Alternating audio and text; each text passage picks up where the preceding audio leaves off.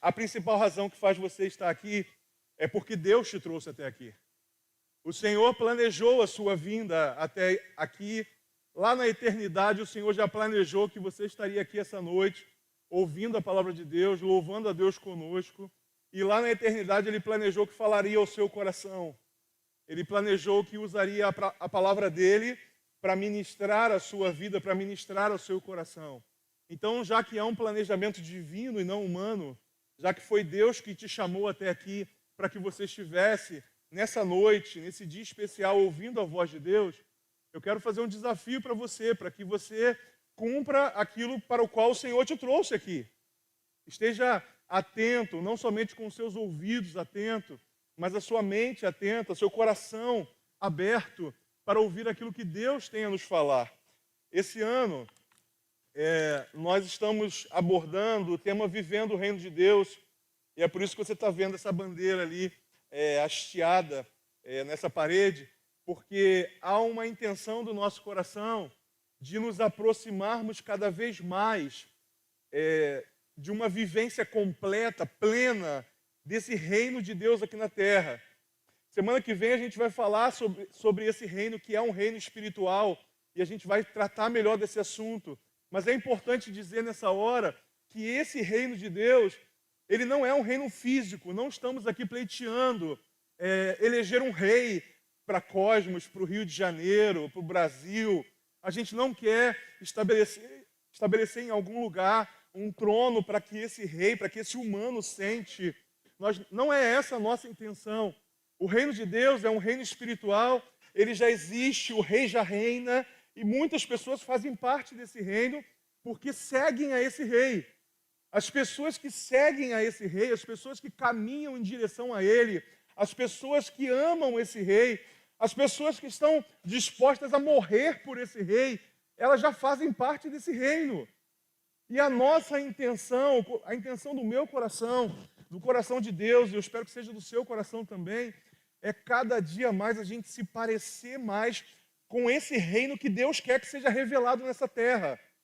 Deus tem um reino nesse lugar, ele é espiritual, muitas vezes invisível, mas ele se torna visível através de nós, através de mim, através de você, através da sua vida, da minha vida, da nossa igreja. As pessoas no bairro de Cosmos, as pessoas ao redor de nós vão perceber que existe algo de diferente, algo de especial, algo de relevante em nossa vida, a ponto de desejar saber o que é isso. É muito interessante quando alguém se aproxima de nós, querendo saber de onde vem essa alegria, já que a gente não bebe, a gente não se droga, a gente abre mão de um monte de coisa que o mundo chama de alegria. Mesmo assim, a gente é alegre. Quando a gente se depara com algumas pessoas, elas reagem a isso. Que alegria é essa? De onde vem?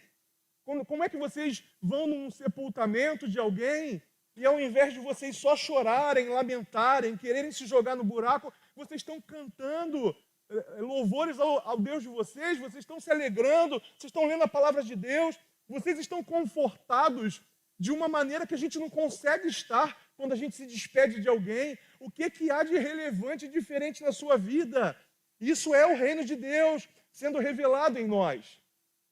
Só que mesmo vivendo esse reino de Deus e buscando estar mais perto dele, estar mais integral nesse reino, estar vivendo uma vida mais parecida com aquilo que a gente sabe que é o que Jesus quer, a gente vive em uma realidade que não tem o menor interesse de glorificar o nome de Deus. Sabe, não é novidade para ninguém. E eu falei isso pela manhã, quando nós abordávamos o tema de hoje, porque o tema do ano é viver no reino de Deus, o tema de hoje é um reino de esperança. Esse reino de Deus é um reino de esperança. É um reino onde nós temos alguma expectativa, onde o nosso coração não morreu completamente, onde a gente não desistiu da vida, não desistiu de tudo ao nosso redor. Nós ainda esperamos algo de muito especial da parte de Deus. E hoje pela manhã, quando o Senhor nos trouxe uma mensagem bem individual, não foi? Eu acho que o Senhor nos falou hoje pela manhã de uma maneira bem pessoal. E quando Ele nos falou isso, em algum momento Ele ele falou a nós que se a gente ligar a televisão, nos momentos de telejornal, a gente, ao invés de ter a nossa esperança aumentada no nosso coração, a gente tem a desesperança, né?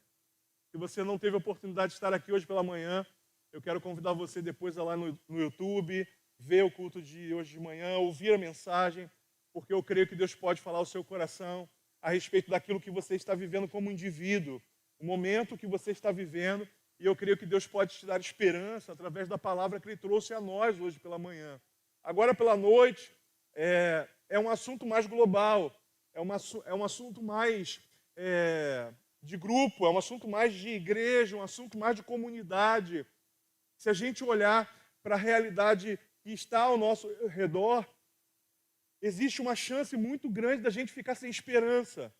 Você liga o telejornal, e eu falei isso pela manhã também, a gente teve uma época que o meu horário de almoço era exatamente na hora do jornal hoje, e na época era quase 2 horas da tarde, e eu ligava no jornal hoje, na hora do almoço, para almoçar, e a comida descia mal.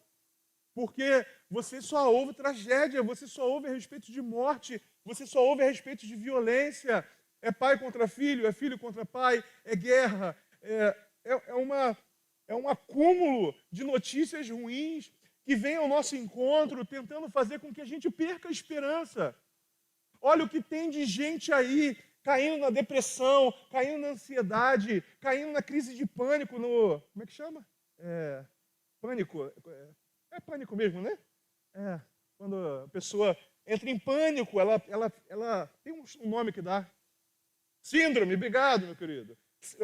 O que tem de gente aí vivendo essa síndrome do pânico, que não consegue sair de casa, é gente que em algum momento a luz da esperança apagou completamente no coração dela, porque ela olhou bem ao redor, e se você olhar bem ao redor, a esperança morre. Alguns já dizem, a esperança é a última que morre, mas se é a última, uma hora morre também. E aí o que a gente faz para manter a esperança? Ou para entender que se nós fazemos parte do reino de Deus, nós podemos sim ter esperança. Saber que esse Jesus, como nós vimos pela manhã, Ele nos ama, Ele vai ao nosso encontro, Ele é o nosso Pai. A gente entender que a gente precisa entender os processos de Deus, saber que diante das notícias ruins, o Senhor vai estar do nosso lado e Ele tem poder para mudar as circunstâncias. O que a gente faz para viver esse reino de esperança de forma integral, de forma firme, de forma verdadeira, que não seja uma esperança da boca para fora, mas que seja uma esperança do coração para dentro. É isso que o Senhor quer para nós, que vivamos uma esperança do coração para dentro. A palavra de Deus vai nos trazer a reflexão, no slide tem o texto todo, eu facilitei a vida para vocês. A palavra de Deus vai nos trazer a reflexão no livro de Mateus, capítulo 24. E esse é um texto que eu gosto muito. É um texto que se essa luz ficar piscando, eu vou pedir para acender ali, se alguém puder ajudar a gente. É um texto que eu gosto muito porque nesse texto Jesus vai responder algumas perguntas. E nessas perguntas, você apagou por causa do slide, foi isso? Ah, beleza, obrigado. Agora eu entendi. Não acende agora não, então. Mateus capítulo 24. Vamos ler juntos lá, se você quiser ler na sua Bíblia também. Quando Jesus saía da área do templo, seus discípulos lhe chamaram a atenção para as diversas construções do edifício. Ele, porém, disse: estão vendo todas essas construções?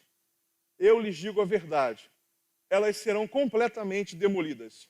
Não restará pedra sobre pedra. Mais tarde, Jesus sentou-se no Monte das Oliveiras. Seus discípulos vieram até ele em particular e perguntaram: diga-nos, quando isso tudo vai acontecer?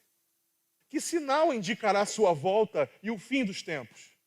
Jesus respondeu: não deixem que ninguém os engane, pois muitos virão em meu nome dizendo: eu sou o Cristo, e enganarão a muitos. Vocês ouvirão falar de guerras e ameaças de guerra, mas não entrem em pânico. Sim, é necessário que essas coisas ocorram, mas ainda não será o fim.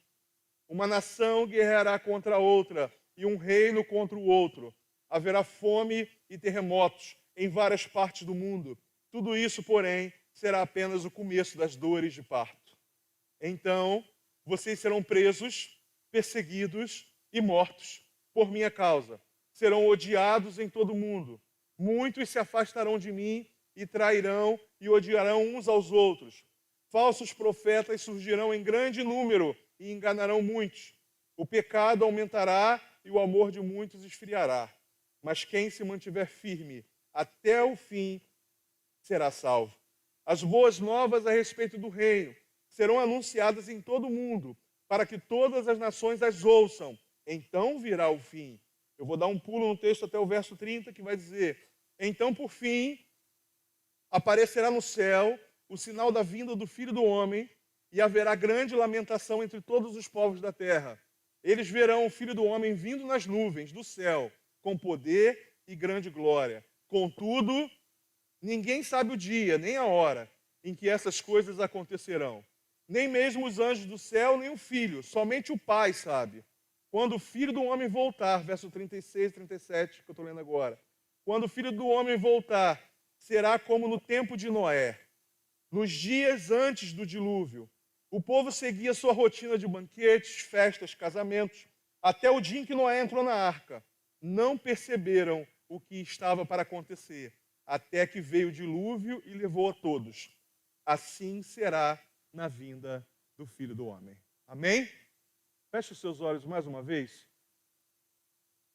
Senhor, nessa noite, diante da sua palavra, diante do poder que há na sua palavra, da verdade que é a sua palavra, nós nos prostramos de mente, nos prostramos de coração, nós nos prostramos, Senhor, diante da sua vontade e te pedimos, Senhor, que os nossos ouvidos, nosso coração, a nossa mente esteja, Senhor, aberto para ouvir a sua voz, para ouvir aquilo que o Senhor tem a nos dizer. Que haja esperança em nós, baseado na sua palavra. É o que eu te peço, em nome do Senhor Jesus. Amém? Amém.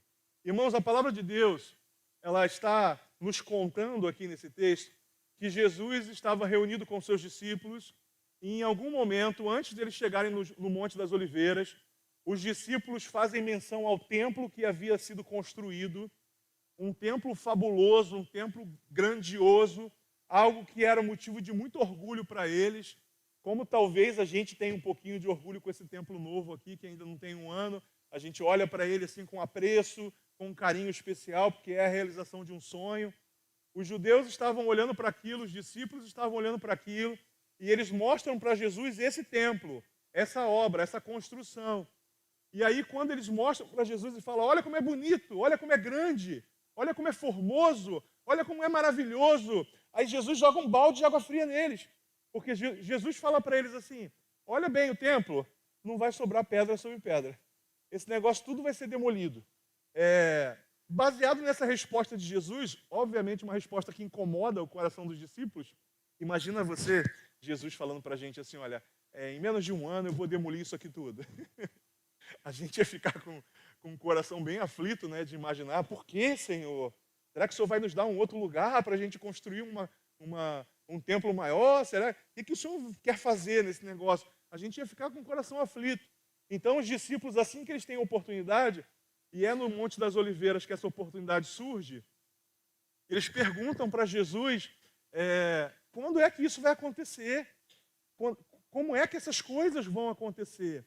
E eles fazem uma pergunta, eles acrescentam uma pergunta, que é a pergunta que Jesus vai responder a respeito da volta dele. Porque se eles perguntassem para Jesus só quando o templo fosse destruído, quando o templo seria destruído, Jesus teria falado: olha, na época do imperador Domiciano, ia entrar, vai quebrar tudo, vai roubar o templo. Jesus teria sido mais específico. Só que eles não perguntam para Jesus só quando o templo vai ser destruído. Eles perguntam para Jesus assim: quando que o templo vai ser destruído? E quando é que o Senhor vai voltar? Quando é que o Filho do Homem vai regressar a essa terra? Eles fazem duas perguntas.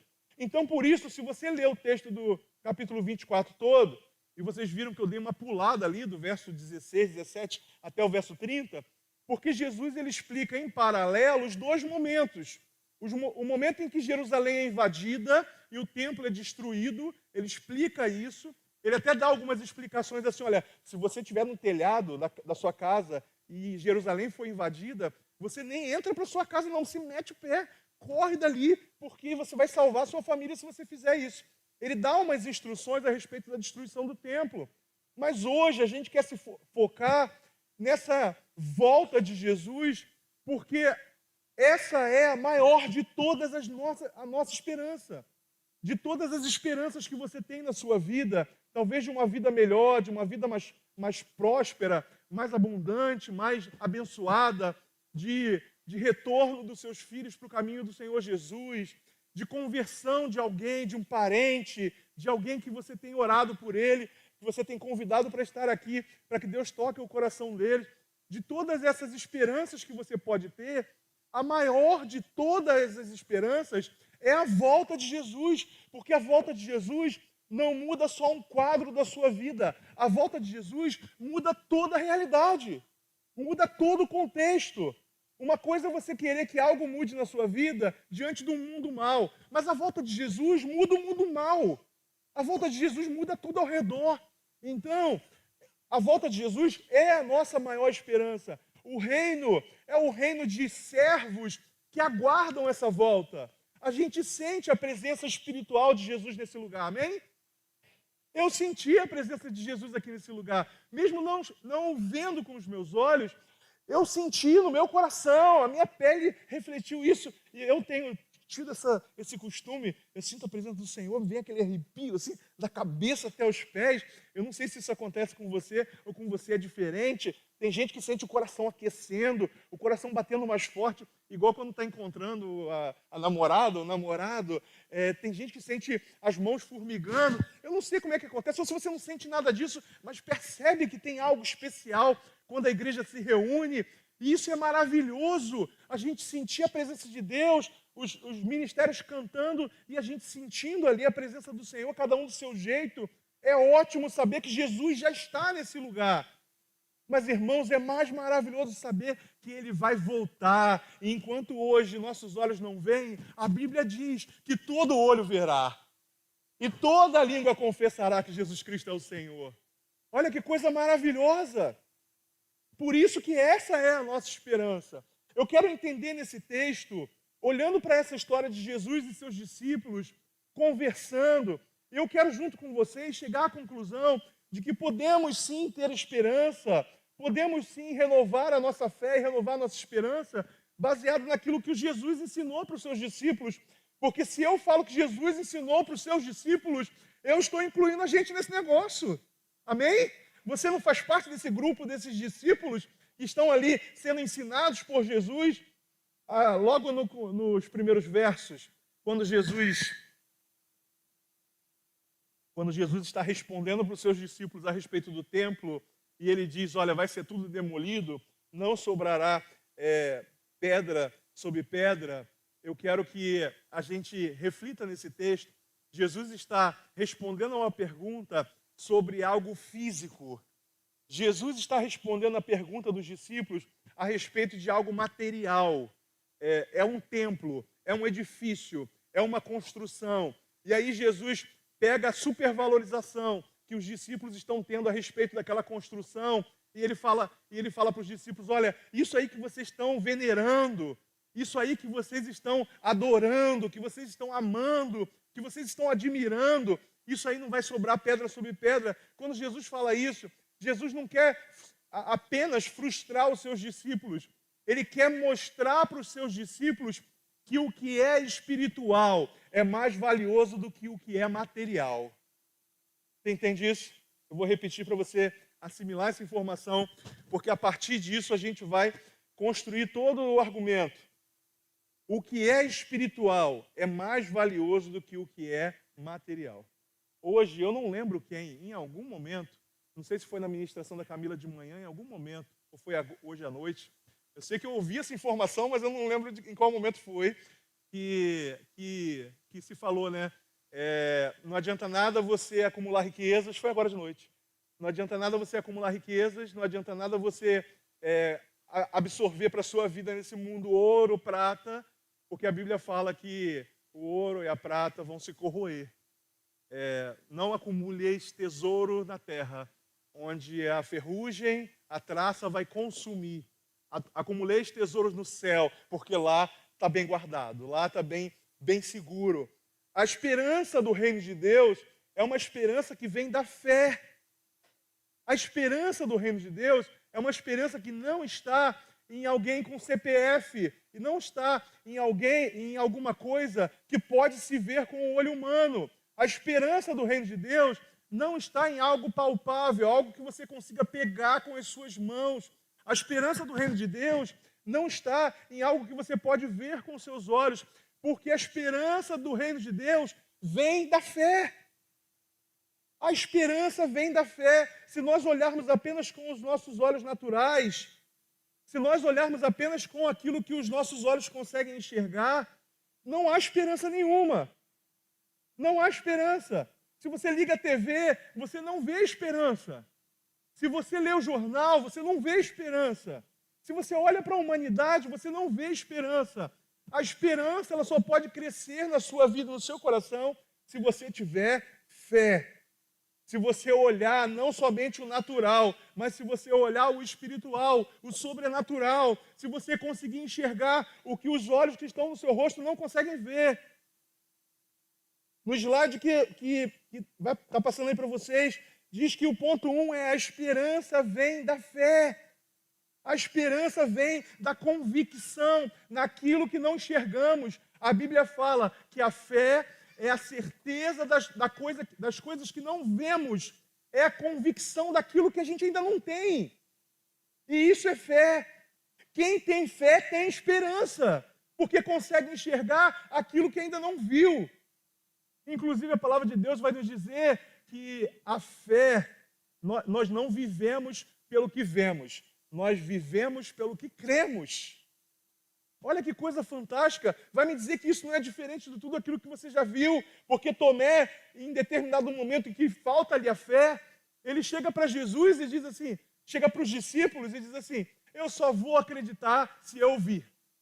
Se eu olhar para Jesus, ver o buraco do cravo nas mãos, se eu tocar nesse buraco, se eu olhar e ver Jesus com os meus olhos, aí eu vou crer. Jesus é tão misericordioso com Tomé que Jesus aparece ali naquele momento para Tomé. Tomé toca, Tomé crê porque vê, mas não é de graça, sabe? Ele tem a maravilha de ver Jesus ressuscitado, Jesus ressurreto, mas não é de graça. Ele leva um puxão de orelha, né? Vocês percebem no texto? Porque Jesus fala para ele assim, que bom, Tomé, que você viu e creu, mas mais bem-aventurado é quem não vê, mas crê. Alguém aqui é velho o suficiente para ter visto Jesus na cruz? É? Não? Raíssa, não? Juarez, não? Não é não, né? Beraldo, não? Não é tão velho assim, não? Não somos tão velhos assim para termos visto Jesus na cruz. Nossos olhos não viram, mas cremos. Jesus nos chama de bem-aventurados, porque mesmo não tendo visto, nós acreditamos. Então, irmãos, a esperança vem da fé. Em segundo lugar, a esperança vem na fé, na coisa certa. Se o primeiro ponto é a esperança vem na fé, vem através da fé, a esperança vem da fé. O segundo ponto é a esperança vem da fé na coisa correta. Porque não adianta a gente ter fé em algo errado, porque esse algo errado vai trazer para a gente, ao invés de esperança, vai trazer decepção. O texto ele vai nos dizer, Jesus vai nos alertar que a gente precisa estar bem atento, de olhos bem abertos, porque quando estivesse próximo da sua volta, e aí vocês vão fazer aqui um teste hoje, olha que legal, vocês vão fazer um teste junto comigo, baseado nesse texto, se vocês acham que a volta de Jesus está próxima ou ainda está longe, vocês é que vão dizer isso.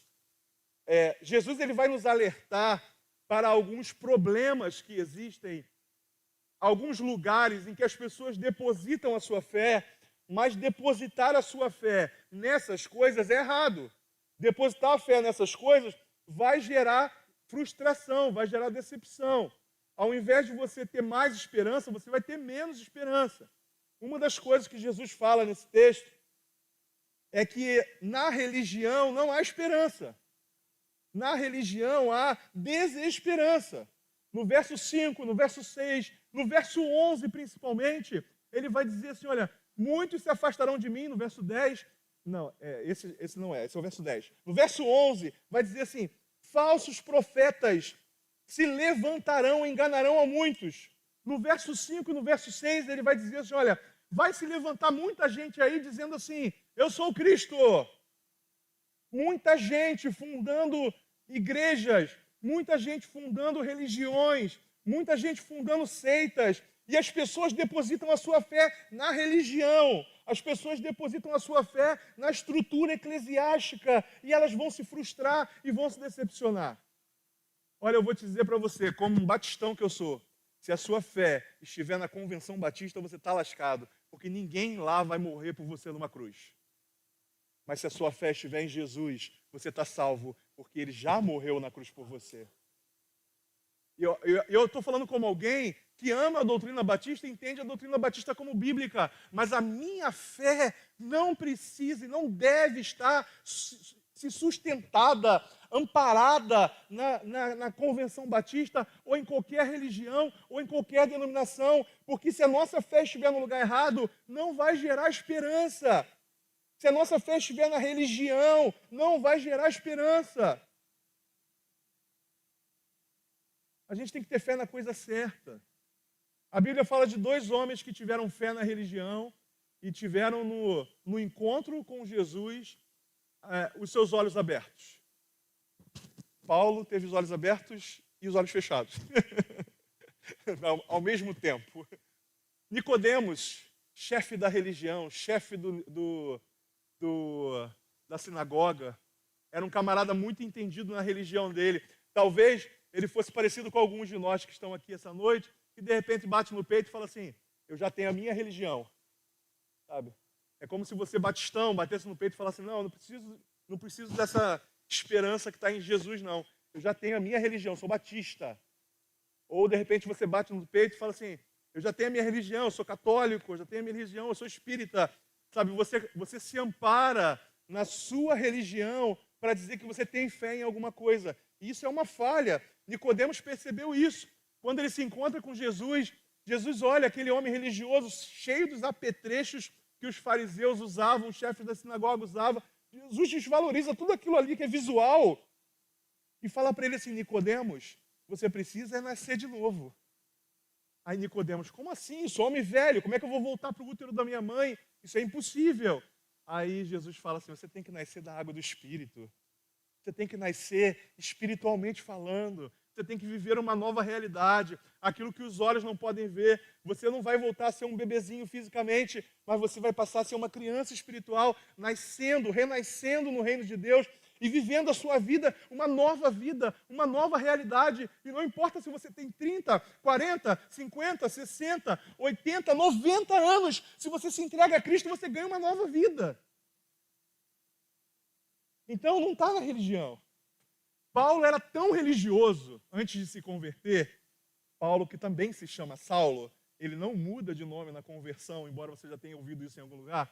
Ele tem os 2 nomes, Paulo e Saulo. Um é um nome hebraico e o outro é um nome grego. É por isso que ele usa os 2 nomes. Ele usa mais Paulo, porque quando ele escreve as suas cartas, ele escreve em grego e aí ele usa o nome Paulo.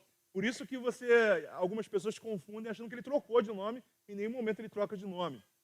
Paulo, que também se chama Saulo, ele era tão religioso que a religião dele dizia que ele precisava perseguir quem não cria da mesma maneira que ele, sabe? É aquele absurdo que hoje em dia não tem mais, né? Ô Jesus, misericórdia.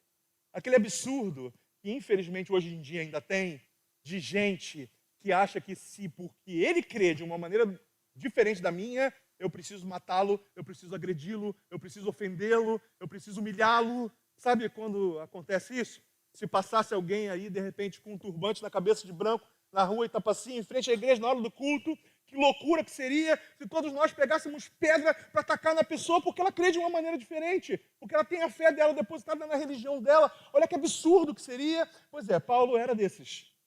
Paulo era desses. Até se converter.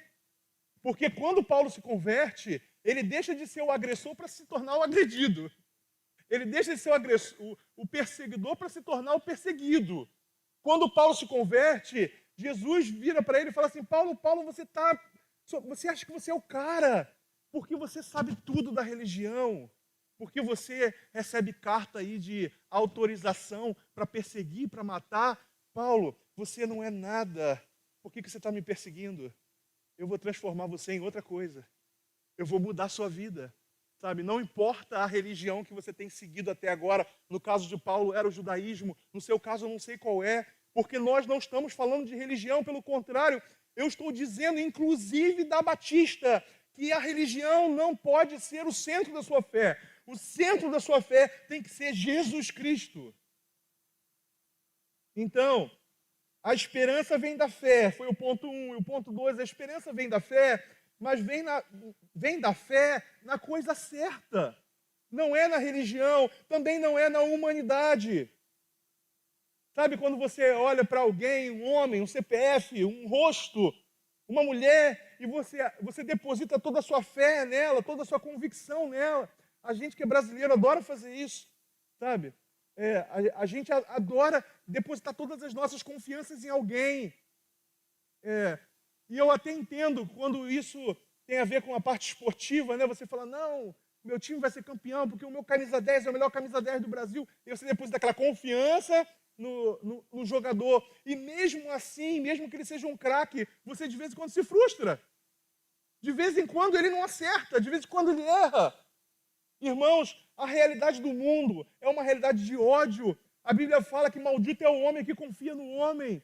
Quantas vezes a gente deposita a nossa esperança em outras pessoas, deposita a nossa fé em outras pessoas, e isso não vai gerar esperança.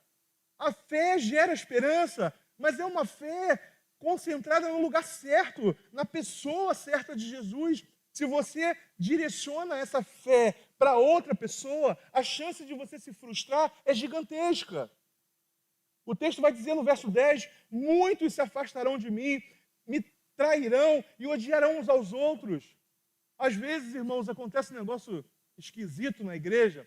Por exemplo, na época das férias do pastor, um monte de gente mete o pé. Só vou voltar na igreja quando o pastor Samuel voltar. Né? Eu vou te falar, eu não morreria pelo seu pecado.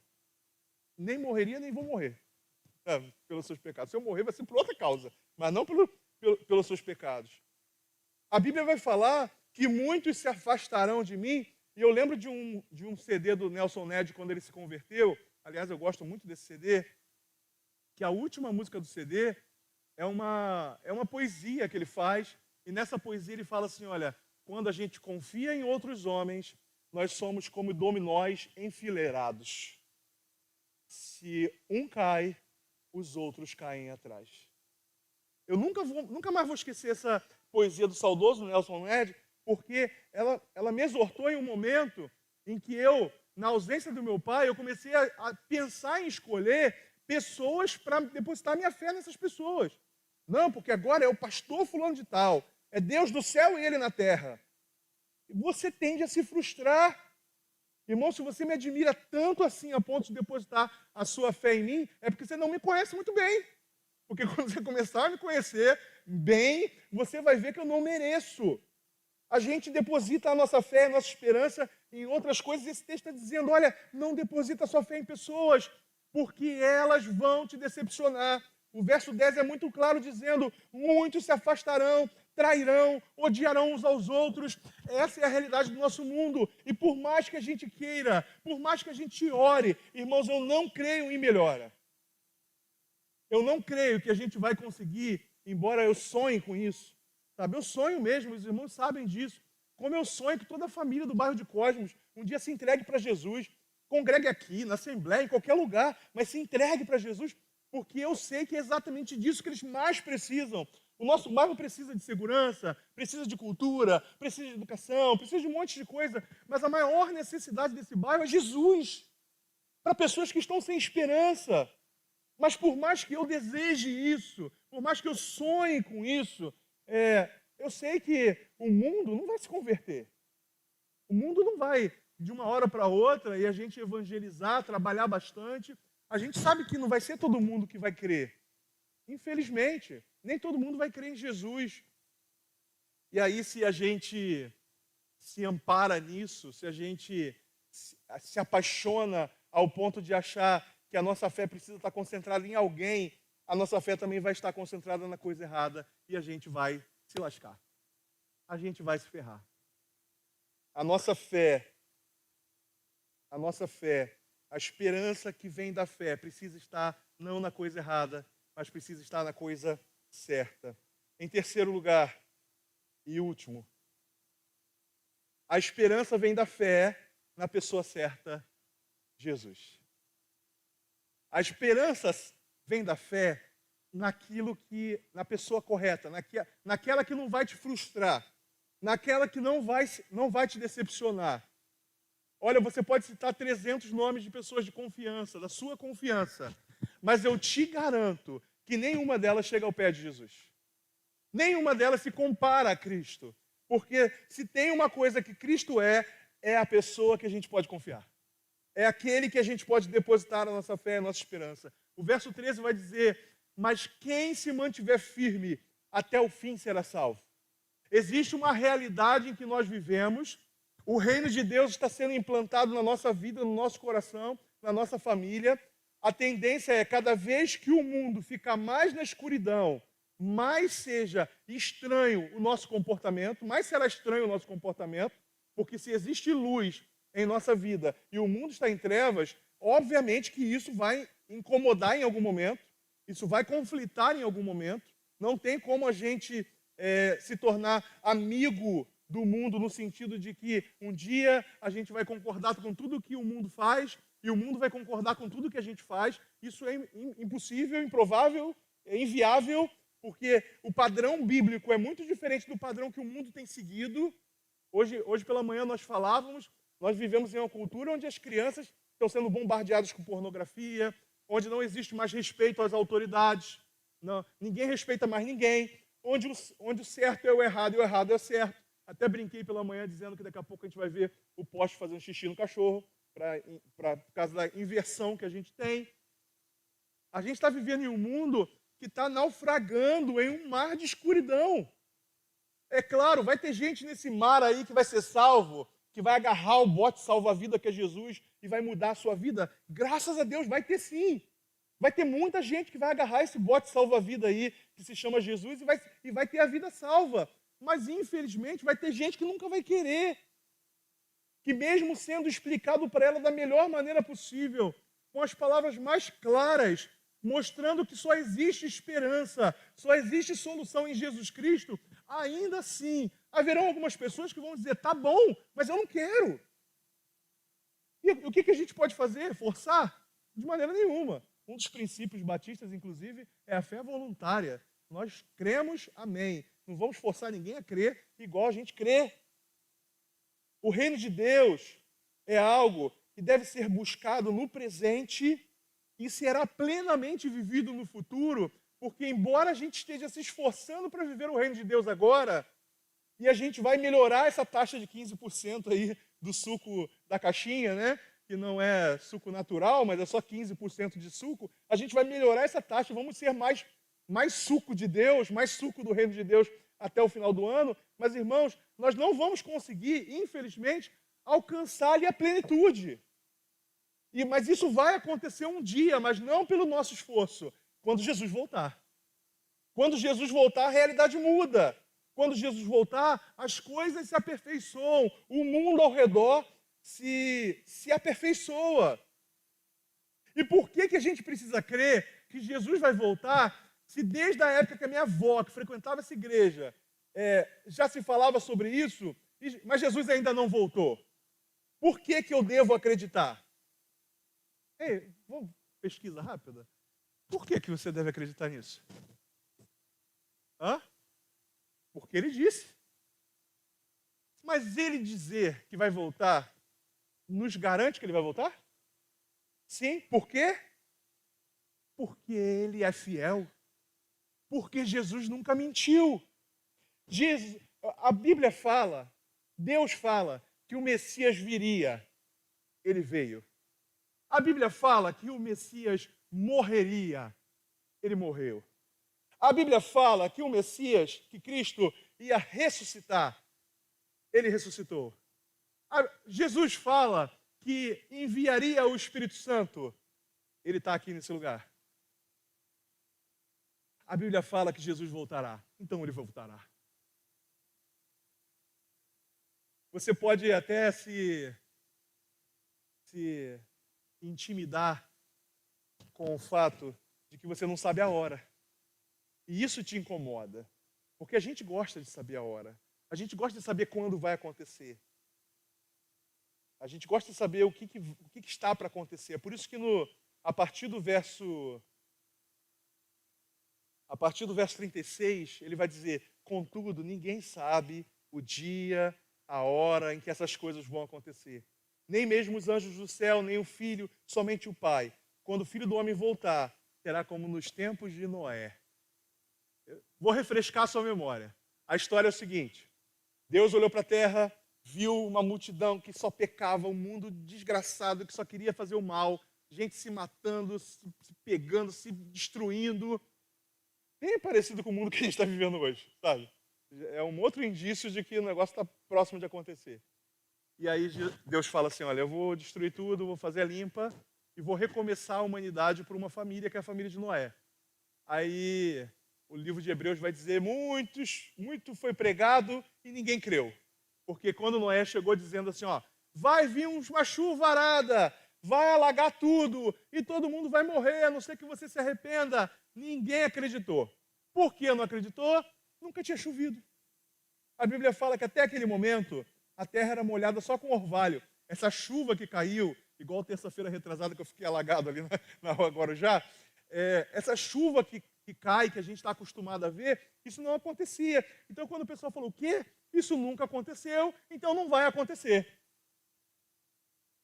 Você acredita nessa falácia de que o que nunca aconteceu não vai acontecer? Você acredita nisso? Eu, se fosse você, eu não acreditava. Porque uma coisa que nunca aconteceu tem grandes chances de acontecer. Ah, mas nunca choveu, então não vai chover. Choveu, o pessoal morreu e Noé choveu sem aviso prévio. Para Noé teve, mandaram fechar a arca, os animais entrarem, mas para o povo não teve aviso e aconteceu.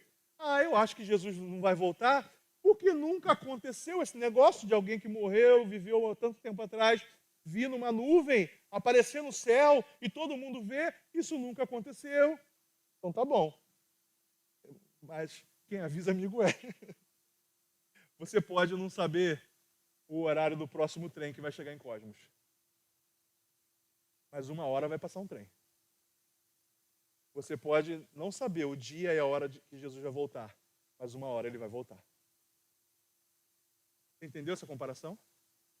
Olha, provavelmente eu já peguei trem nos domingos assim à noite, uma época que eu trabalhava no final de semana, virava à noite no centro da cidade.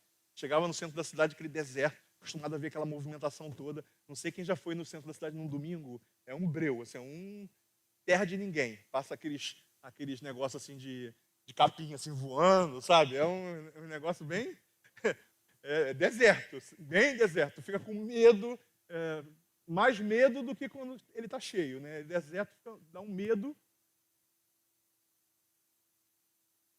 E aí eu lembro que eu pegava o trem nessa hora. E aí se eu perdesse o último trem que ia para Ai, atribulado. Eu falei alguma coisa aqui que o Siri abriu aqui. Né? E aí eu lembro que se eu perdesse esse trem, eu ia me dar muito mal, porque eu ia ter que dar outro jeito de chegar. Provavelmente eu ia ter que pegar um ônibus até Campo Grande, pegar o S14 e me virar lá para chegar no centro da cidade. A dificuldade era muito grande. E eu já falei para os irmãos que quando eu morava perto da estação de trem, eu tinha uma vista da estação de trem, e uma das coisas mais desesperadoras que eu já vi na estação de trem, além da torcida do Flamengo, quando tem jogo do Flamengo, uma das coisas mais desesperadoras que eu via na estação do trem era quando alguém avistava o trem e começava a correr para pegar o trem. Se você pega trem Cosmo, você sabe que o trem que vai para a Central do Brasil, ele para bem pertinho da passarela. Mas o trem que vai para Santa Cruz, ele não para perto da passarela, ele para longe. Ele para perto da outra passarela. E aí a pessoa vinha correndo, sabe? E aí ela, desesperada, ela precisava pegar aquele trem. E muitas vezes ela conseguia, mas algumas vezes uma ou outra pessoa chegava bem pertinho da porta e a porta fechava e o trem ia embora. E toda vez que eu via essa cena, eu ficava triste pela pessoa que perdeu o trem, de repente estava querendo chegar no trabalho. Mas aí eu lembrava da palavra de Deus que diz assim: buscai ao Senhor enquanto se pode achar, invocai-o enquanto Ele está perto. Sabe por quê? Porque hoje a porta está aberta. A porta do reino está aberta. E Jesus vem buscar aqueles que fazem parte do seu reino. E se você não fizer parte desse reino, a porta vai fechar e você vai ficar. 1 Coríntios capítulo 15, verso 52 diz assim: acontecerá num instante, num piscar de olhos, ao som da última trombeta, pois quando a última trombeta soar, aqueles que morreram ressuscitarão a fim de viver para sempre. E nós que estivermos vivos e somos de Cristo, também seremos transformados. Irmãos, vai ser um piscar de olhos. A esperança que move o nosso coração, a fé que temos de que Cristo voltará, isso um dia vai acontecer. E todos aqueles que fizerem parte desse reino, que fizerem parte dessa igreja de Cristo Jesus, eles vão subir, eles serão salvos, eles serão libertos de toda essa realidade. Mas quem não crê, quem fecha o seu coração para Jesus, vai ficar. E o que vai ficar não é bom. O que vai ficar é condenação eterna, é morte eterna. 1 Tessalonicenses 4,16 vai dizer: pois o Senhor mesmo descerá do céu com um brado de comando, com a voz do arcanjo e com o toque da trombeta. O toque da trombeta de Deus. Primeiro os mortos em Cristo ressuscitarão, depois com eles, nós, que ainda estivermos vivos, seremos arrebatados nas nuvens, ao encontro do Senhor nos ares. Então estaremos com o Senhor para sempre. Portanto, tenham esperança, animem-se uns aos outros com essa palavra. Um dia, Jesus vai voltar para nos buscar. Essa é a esperança que nos faz continuar vivendo. Essa é a esperança que nos faz continuar crendo.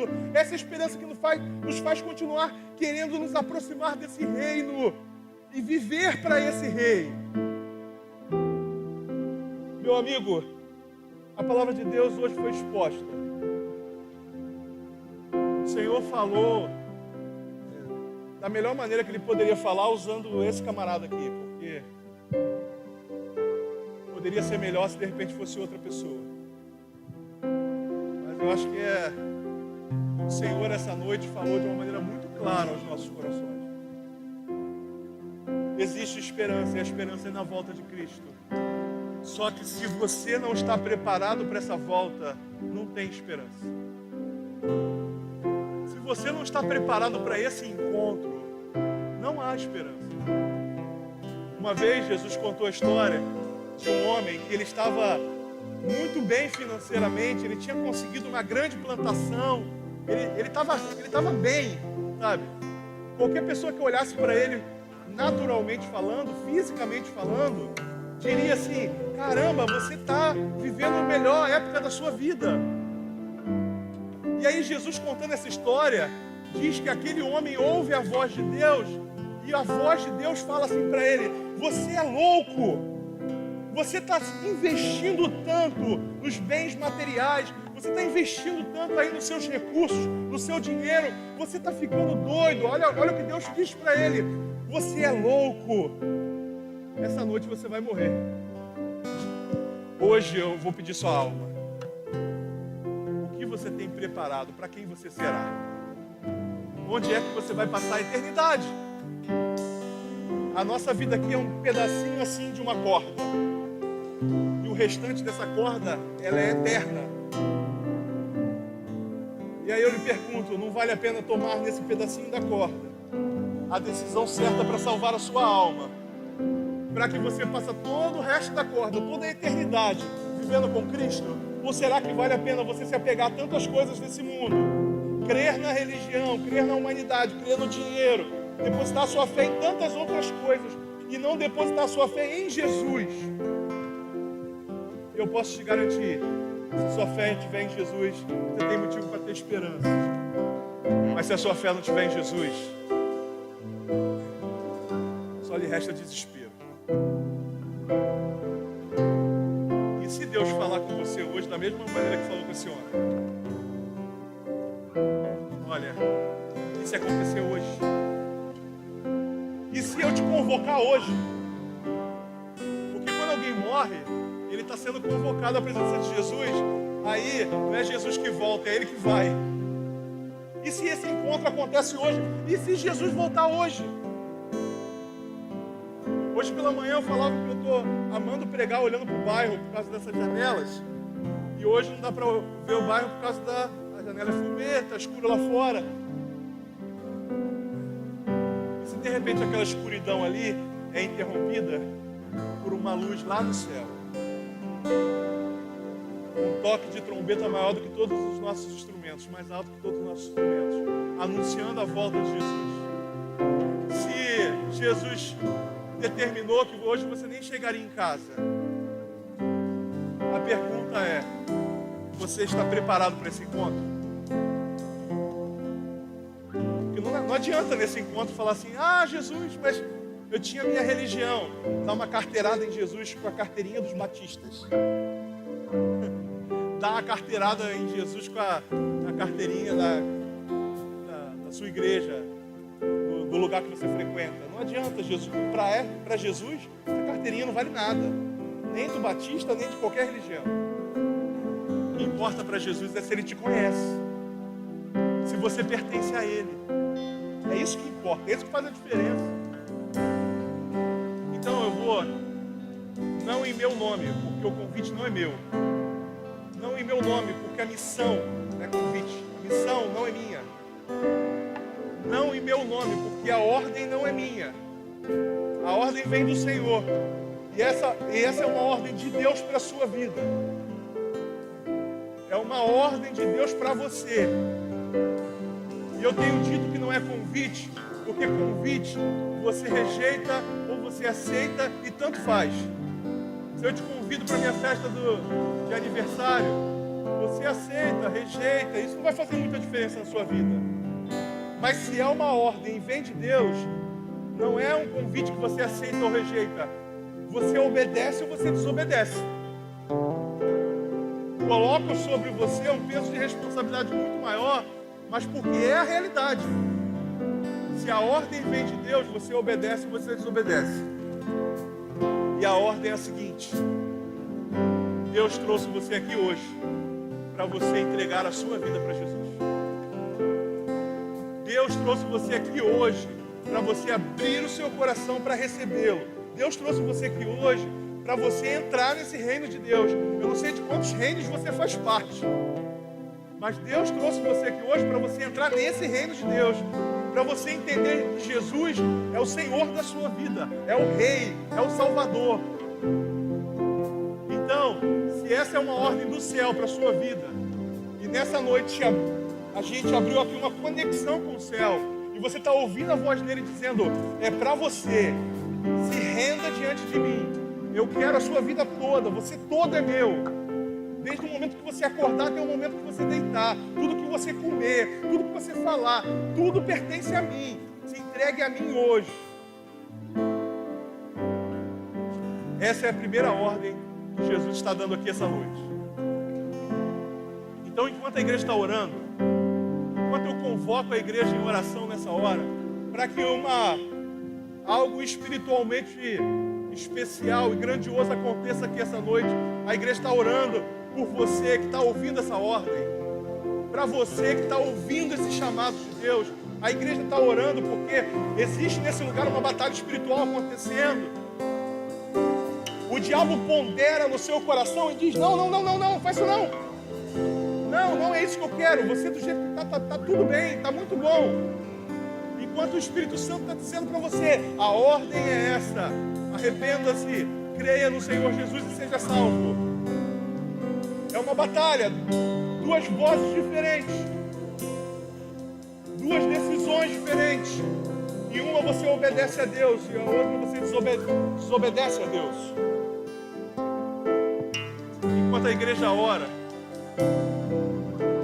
se tem alguém aqui hoje que ouve a ordem do Senhor e vai obedecer, vai se entregar a Ele, levanta a sua mão onde você estiver.